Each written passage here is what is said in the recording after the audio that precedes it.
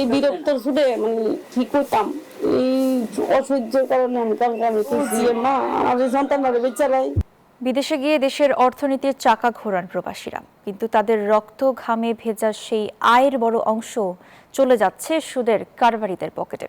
বিদেশ যাওয়ার খরচ জোগাতে নেয়া ঋণের বোঝা কিভাবে প্রবাসী পরিবারগুলোকে নিঃস্ব করে দিচ্ছে তার বিস্তারিত দেখুন সাজেদ হোসেনের প্রতিবেদনে। ক্যামেরায় ছিলেন রোকনুজ্জামান রোকন। পরিবারের ভাগ্য বদলের আশায় প্রবাসে যাওয়ার স্বপ্ন থাকে অনেকেরই, কিন্তু সেই স্বপ্ন পূরণ করতে গিয়ে অনেক প্রবাসী জড়িয়ে পড়ছেন ঋণের ভয়ঙ্কর ফাঁদে। দিনাজপুরের মোজাহার মল্লিক ছেলেকে বিদেশ পাঠাতে খরচ করেছেন প্রায় 6 লাখ টাকা। এর মধ্যে 3 লাখই চড়া সুদের ঋণ। আমার ঋণ করতে হয়েছে মোটামুটি 3 লাখ টাকা কিস্তি দিতে হবে, মাসে 1,10,000 কিস্তি। এই যে সামনের মাস থেকে শুরু হবে। একই চিত্র গাইবান্ধার মহসিনে আক্তার ইয়াসমিনের পরিবারেও। ছেলেকে কাতার পাঠাতে চড়া সুদের ঋণ করতে হয়েছে তাদেরও। কোন দেশে গেছে? কাতার। কত করে খরচ হলো? 6 লাখের মতো। এই টাকা ঋণ করতে হয়েছে না বাড়ি থেকে দিতে পারছেন? কিছু ঋণ করছে, কিছু দিছি বাড়ি থেকে। ঋণের কিস্তি কত করে দিতে হবে মাসে? 1,20,000। প্রবাসীদের আটকে যাওয়া এই ঋণের ফাঁদ কতটা ভয়াবহ সেটির চিত্র মিলেছে নরসিংদীর শিবপুরে। সৌদি আরবে যাওয়া জামাল বিদেশে যেতে 4.5 লাখ টাকা ঋণ নেন।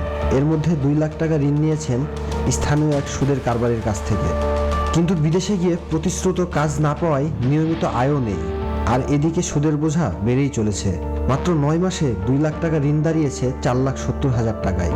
সুদের কারবারিদের চাপে দিশেহারা হয়ে পড়েছেন গ্রামে থাকা জামালের স্ত্রী রেজিয়া বেগম। এই ভয়াবহ জাল থেকে বাঁচতে পেটের সন্তান বিক্রি করার পরিকল্পনাও করেছিলেন তিনি। এই বিরক্তর ছুটে কি করতাম, এই অসহ্যের কারণে আমি কালকে আমি মা আমাদের সন্তানরা বেচারাই। অন্যদিকে ঋণ দেওয়া সুদের কারবারি নিজেই জানান স্বাক্ষরযুক্ত সাদা স্ট্যাম্প ও ব্ল্যাঙ্ক চেক নিয়ে কিভাবে জালে আটকেছেন জামালের পরিবারকে। এসব নেওয়া বেআইনি জেনেও এই কাজ করেছেন বলে অকপটেই স্বীকার করলেন তিনি। অভিবাসন বিশেষজ্ঞরা বলছেন অস্বাভাবিক অভিবাসন ব্যয় এবং ভিসা বাণিজ্যের কারণেই ঋণের এই দুষ্ট চক্র তৈরি হয়েছে। বিদেশে যাওয়ার আগেই শুরু হয় কিস্তি পরিশোধ, আর এক ঋণ শোধ করতে গিয়ে নিতে হয় আর এক ঋণ। আমি যদি উদাহরণ হিসেবে শ্রীলঙ্কার কথা বলি, নেপাল বা ইন্ডিয়ার কথা বলি, আমাদের আশেপাশের দেশ, তাদের তুলনায় বাংলাদেশের অভিবাসন খরচ প্রায় 3 থেকে 4 গুণ বেশি।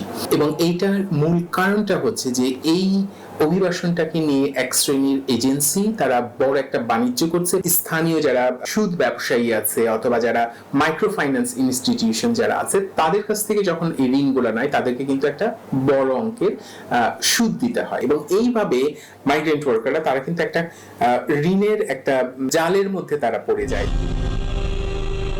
বিশেষজ্ঞদের মতে বিদেশে যাওয়া একজন শ্রমিকের প্রায় 1.5 বছরের আয় শুধু অভিবাসন খরচ তুলতেই ব্যয় হয়ে যায়। ফলে যে অর্থ পরিবার ও দেশের উন্নয়নে ভূমিকা রাখার কথা তার বড় অংশই চলে যাচ্ছে সুদের কারবারি আর মধ্যস্বত্বভোগীদের পকেটে।